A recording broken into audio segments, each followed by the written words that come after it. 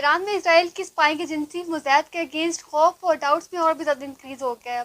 Specially इसके बाद जब इसराइल ने तेहरान पर अटैक किया और ये बात सामने है कि मोसाद ने वेपन ईरान के अंदर ही स्मगल किया और वहीं से अटैक्स किए। जुम्मे से शुरू होने वाले इन इसराइल अटैक्स के बाद सिर्फ तेहरान में 28 अफराद को इसराइल के लिए जासूसी करने के इल्ज़ाम में अरेस्ट किया गया है।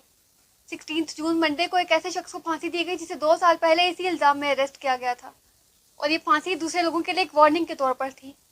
ईरान की डिफरेंट सिटीज़ में बहुत से लोगों को ऑनलाइन इसराइल के लिए डाटा शेयर करने के इल्ज़ाम में अरेस्ट किया गया है, स्पेशली अस्फहान में, जहां इसराइल ने क्लेम किया कि उसने एक न्यूक्लियर फैसिलिटी को टारगेट बनाया है।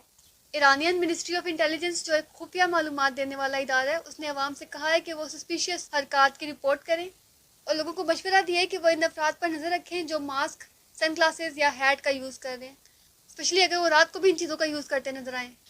इन टारगेट कार्ड के बारे में कहा जा रहा है कि हो सकता है ये मोसाद के एजेंट्स हों।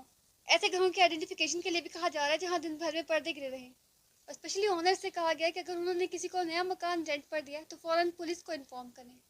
एक और इम्पॉर्टेंट डिस्क्लोजर ये भी हुआ है कि इसराइल के एजेंट ईरान में एक सीक्रेट बेस कायम कर चुके थे जहां से उन्होंने सुसाइड ड्रोन लॉन्च किए। इस ऑपरेशन के दौरान इसराइल ने 200 से ज़्यादा एयरक्राफ्ट यूज़ किए और 100 से ज़्यादा टारगेट्स पर अटैक किए।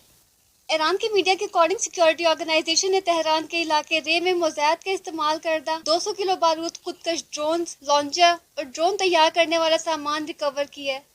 ईरान के पुलिस चीफ अहमद रजा ने एक स्टेटमेंट में कहा है कि वो खुद सामने आ जाए तो इनसे नर्म रवैया अख्तियार किया जाएगा, वरना इन्हें इबरतनाक सजा दी जाएगी।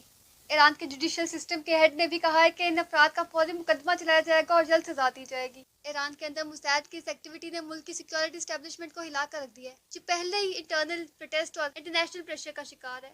यहाँ पे लेटेस्ट अपडेट आपको दे रही हूँ कि ईरान की गवर्नमेंट ने ऑफिशियली अनाउंसमेंट किया है कि इनके एरोस्पेस फोर्स ने इसराइल के 2 सबसे सेंसिटिव इंटेलिजेंस सेंटर्स पर डायरेक्ट अटैक किया है। इनमें अमान का हेडक्वार्टर तल अबीब में और मोसाद का हेडक्वार्टर हर्तज़िलिया के करीब शामिल है। ईरान का यह क्लेम है कि अटैक न सिर्फ कामयाब था बल्कि इसराइल के इंतहाई मॉडर्न एयर डिफेंस नेटवर्क को क्रॉस करते हुए सेंट्रल इंटेलिजेंस इंफ्रास्ट्रक्चर को टारगेट बनाते हुए इफेक्टिव रहा है।